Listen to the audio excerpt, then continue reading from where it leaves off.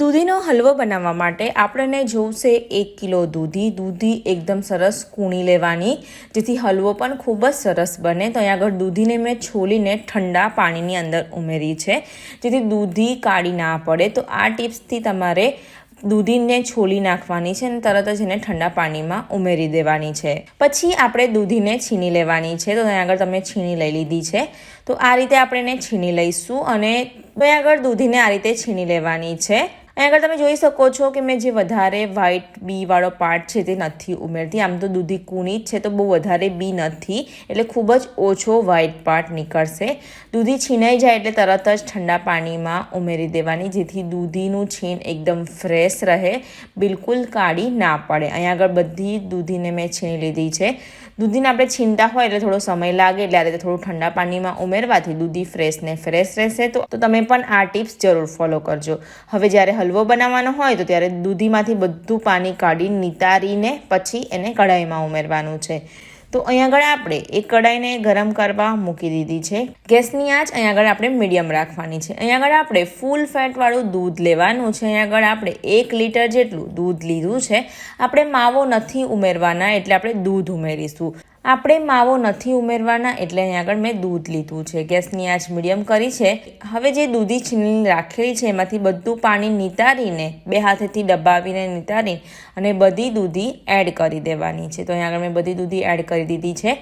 અત્યારે દૂધ ઠંડુ હોવાથી આપણે ગેસને થોડું હાઈ ફ્લેમ પર કરી દઈશું. દૂધ જેવું ઉકળવા માંડશે ત્યારે આપણે ગેસની આંચ સ્લો કરી દેવાની છે.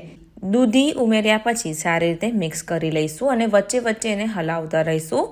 5 મિનિટ પછી તમે જોઈ શકો છો દૂધ ઉકળવા માંડ્યું છે. તો હવે આપણે ગેસની આંચ સ્લો કરી દેવાની છે અને હજુ એને આપણે 10 મિનિટ જેવું ઉકાળવા દેવાનું છે. 10 મિનિટ થઈ ગઈ છે. તમે જોઈ શકો છો દૂધ ઉકળીને અડધું થઈ ગયું છે. બસ હજુ હવે આપણે 5 થી 7 મિનિટ જેવું ઉકાળવા દઈશું, જેથી એકદમ ડ્રાય થઈ જાય.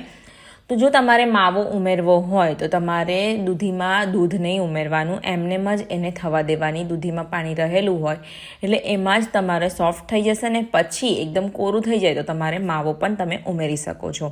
તો અહીં આગળ તમે જોઈ શકો છો એકદમ સરસ કોરું થઈ ગયું છે. તો અહીં આગળ દૂધી પણ આપણી ચડી ગઈ છે. તમે કુકરમાં પણ બનાવી શકો છો, પણ કુકર કરતાં જો તમે કઢાઈમાં બનાવશો તો તમારો દૂધીનો હલવો ખૂબ જ ટેસ્ટી બને છે. અહીં આગળ આ ટાઈમે આપણે 2 મોટી ચમચી એટલું ઘી ઉમેરીશું. ઘી ઉમેરાઈ જાય પછી સારી રીતે મિક્સ કરીને હજુ આપણે એને 1 થી 2 મિનિટ જેવું શેકાવા દઈશું. 2 મિનિટ થઈ ગઈ છે. હવે આપણે આની અંદર ખાંડ ઉમેરવાની છે. એકદમ સરસ કોરું થઈ ગયું છે, કણી પણ પડી ગઈ છે. તમે જોઈ શકો છો જ્યારે તમે માવો નાખો ત્યારે હલવો કેવું ટેક્સચર આવી જાય એ જ રીતનું ટેક્સચર આવી ગયું છે. તો બસ હવે આપણે આ ટાઈમે ખાંડ ઉમેરવાની છે. ખાંડ તમે તમારા ટેસ્ટ પ્રમાણે વધારે ઓછી કરી શકો છો. અહીંયા આગળ આપણે 1 કપ જેટલી ખાંડ ઉમેરી છે. ખાંડ ઉમેરાઈ જાય પછી અહીંયા આગળ મેં 1 નાની ચમચી જેટલું ફૂડ કલર ગ્રીન કલર ઉમેર્યો છે. જો તમારે ના ઉમેરવો હોય તો ટોટલી ઓપ્શનલ છે, નહીં ઉમેરવાનો. હવે આપણે સારી રીતે મિક્સ કરી લઈશું. ખાંડ ઉમેરાશે એટલે હલવો હજુ થોડો ઢીલો થઈ જશે, એટલે આપણે હજુ એને 5 મિનિટ જેવું ઉકાળવા દઈશું. ખાંડનું પાણી છૂટશે એટલે હજુ એને થોડું ડ્રાય થતાં વાર લાગશે. ખૂબ જ સરસ રીતે ડ્રાય થઈ જાય પછી હવે આપણે અહીંયા આગળ અડધી ચમચી ઇલાયચીનો પાવડર ઉમેરવાનો છે અને પછી આપણે કાજુ, બદામ અને પિસ્તા ઉમેરી દેવાના છે. તમને જે ડ્રાયફ્રૂટ ગમે તમારે ઉમેરી દેવાના છે. તો આપણો આ માવા વગરનો દાણેદાર દૂધીનો હલવો બનીને તૈયાર થઈ ગયો છે. જો તમારે એની બરફી બનાવવી હોય તો તમારે આને પ્લેટમાં થાળી દેવાની અને લગભગ 1 થી 2 કલાક જેવું એને ઠંડુ થવા દેવાનું અને પછી તમારે એના પીસ કરી લેવાના.